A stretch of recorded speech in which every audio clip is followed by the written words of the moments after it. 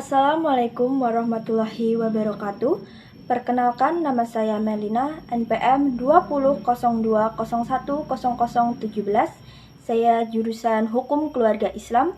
Berdirinya saya di sini untuk membuat video presentasi untuk memenuhi tugas mata kuliah Akhlak Tasawuf dari dosen pengampu Bapak Wahyu Setiawan MPD.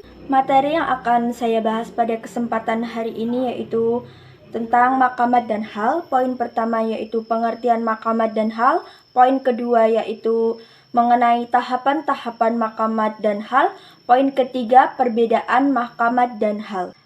Sebelum presentasi ini saya mulai, marilah kita membaca basmalah terlebih dahulu. Bismillahirrahmanirrahim. Baik, langsung saja untuk mempersingkat waktu.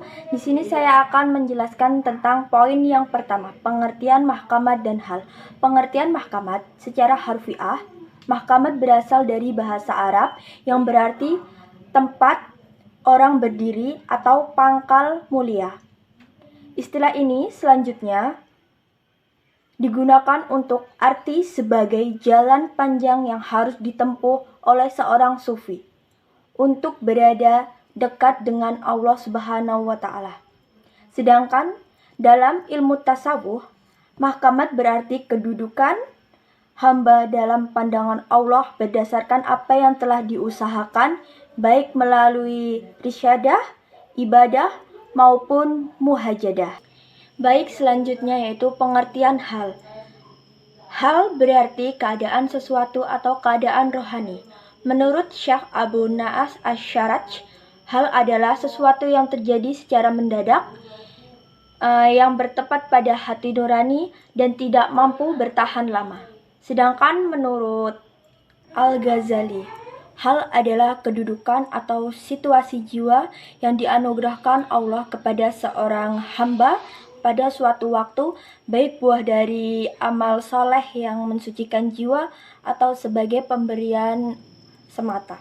Poin selanjutnya atau poin kedua yaitu tahapan-tahapan maqamat dan hal. Tahapan-tahapan maqamat yang harus ditempuh oleh seorang sufi untuk sampai pada Tuhannya di kalangan sufi tidak sama pendapatnya. Seperti Muhammad Al-Kalabazi dalam kitab Al-Ta'aruf li Mazhab Ahl Al-Tasawuf dikutip Harun Nasution mengatakan bahwa maqamat jumlahnya ada 10, yaitu At-Taubah, Al-Zuhud, Al-Fakur, Al-Tawadul, Al-Taqwa, Al-Tawakal, Al-Ridha, Al-Mahabbah, dan Al-Ma'rifah. Kemudian menurut Abu Nasr Al-Syaraj Al-Tusi dalam kitab Al-Lumaq menyebut jumlah maqamat hanya 7, yaitu salah satunya Al-Taubah, Al-Wara, Al-Zuhud, dan Al-Tawakal. Untuk itu dapat diuraikan maqamat hanya akan dijelaskan lebih lanjut oleh mereka, yaitu disepakati ada Al-Taubah, Al-Zuhud, Al-Wara, Al-Fakur, Al-Sabar, Al-Tawakal, dan Ar-Ridha. Pengertian dari Al-Taubah yaitu taubat di kalangan sufi adalah mohon ampun atas segala dosa yang disertai dengan penyesalan dan berjanji bersungguh-sungguh untuk tidak mengulangi dosa dan dibarengi dengan berbuat kebaikan. Taubat menurut Muhammad Mumnun Al-Misri dibedakan menjadi 3, yaitu orang yang bertaubat dari dosa dan keburukan, orang yang bertaubat dari kelalaian mengingat Allah, dan orang yang bertaubat karena memandang kebaikan dan ketaatannya. Selanjutnya, zuhud. Secara emiatiologi, zuhud berarti ragaba an sya'in wa tarakoh. Artinya, tidak tertarik terhadap suatu dan meninggalkannya. Suhada fi ala dunya berarti mengosongkan diri dari kesenangan dunia untuk ibadah.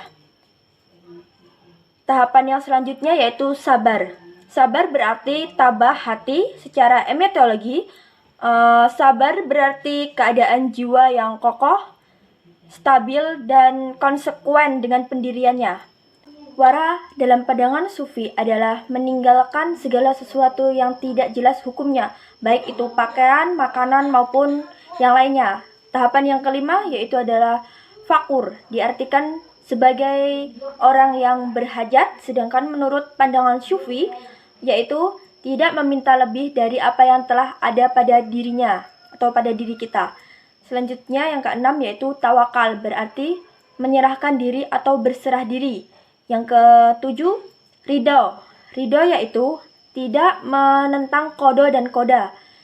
Yang kedelapan, ma'rifah, berarti pengetahuan hakikat agama, yaitu ilmu yang lebih tinggi daripada ilmu yang didapat pada umumnya. Demikian tadi tahapan-tahapan mahkamat. Selanjutnya yaitu adalah tahapan-tahapan hal. Yang pertama, muqarabah. Muqarabah yaitu merasa selalu diawasi oleh Allah Subhanahu wa Ta'ala, sehingga mendorong manusia untuk selalu berbuat baik dan menjauhi larangannya. Yang kedua yaitu adalah khauf.